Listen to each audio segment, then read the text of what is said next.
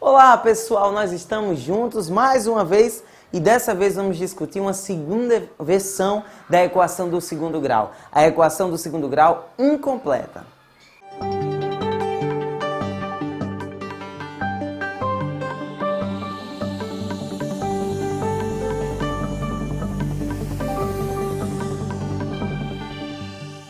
Então, se você ainda não assistiu a nossa aula sobre equação do segundo grau completa, aproveita, volta, pausa aí e volta a assistir esse vídeo que fala sobre a equação do segundo grau completa. Por quê?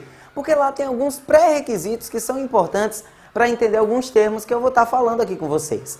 São aulas importantes para que a turma do ensino fundamental aprenda, preste muita atenção e saiba lidar com equações do segundo grau que vão acompanhar você durante toda a educação básica, tá? Hoje, nós vamos falar sobre 3 tipos de equações incompletas. Numa delas, o valor do B é igual a zero.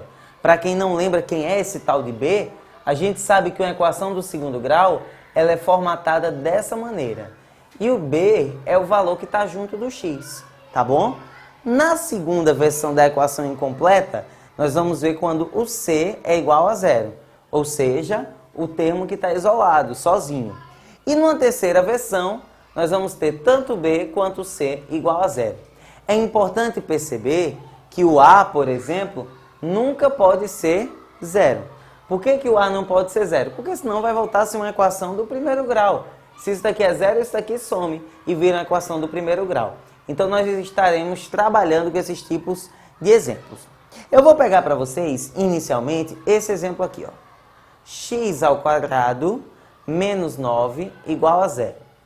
Observa que nesse exemplo, o A é 1, o C, que é um número sozinho, é menos 9, mas o B ele não aparece. Significa, a gente pode inclusive dizer, que o valor do B nesse caso é zero.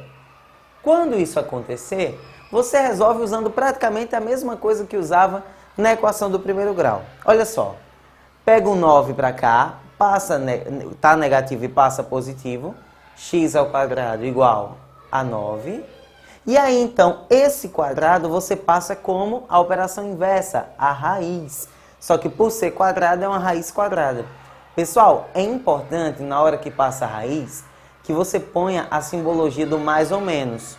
Por quê? Porque você sabe, por exemplo, que 2 ao quadrado dá 4. Mas menos 2 ao quadrado também dá 4. Por isso que é importante esse mais ou menos, tá bom? E aqui, ó. A raiz de 9 dá 3. Portanto, essa equação aqui tem como solução menos 3 e 3.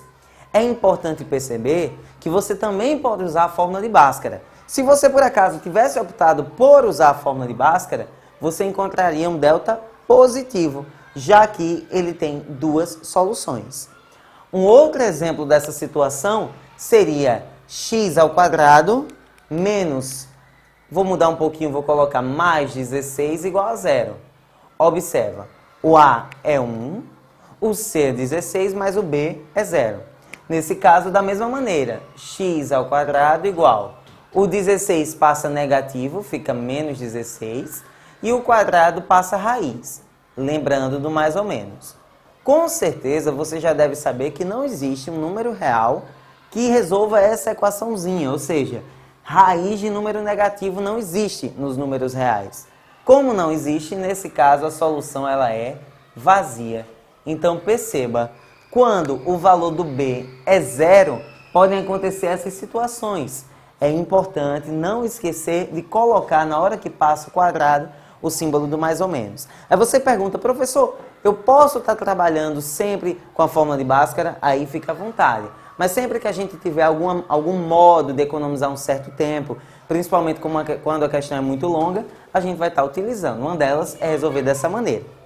Um segundo formato que você pode encontrar é quando C é igual a zero.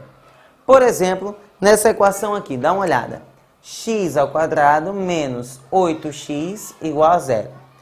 Nessa equação, o A é 1, o B é menos 8, mas o C é zero.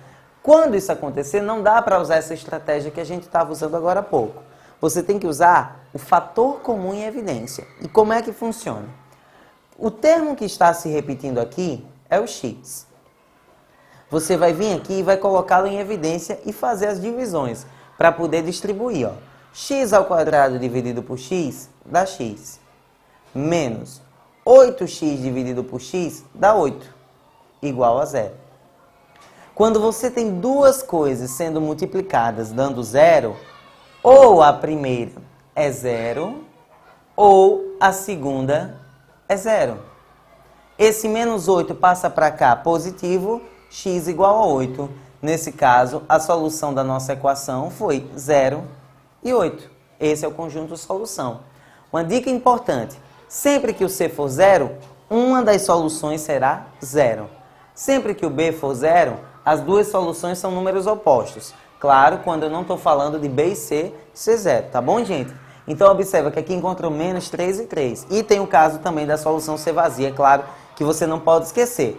Então, B igual a 0 resolve como se fosse uma equação do primeiro grau. C igual a 0 resolve usando o fator comum em evidência. Mas dá uma olhada nesse último exemplo. Se os dois são 0, por exemplo, 3x² igual a 0. Aqui há uma mistura das duas ideias, do B e do C ser igual a 0.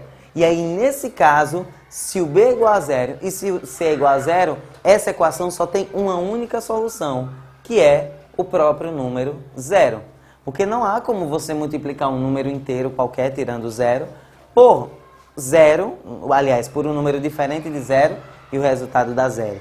Então, memoriza, treina, exercita, que com certeza vai ficar tranquilo na sua mente. Dá uma olhada nesses exemplos, busca no nosso material outros exemplos e qualquer coisa busca também tirar as dúvidas com o seu professor.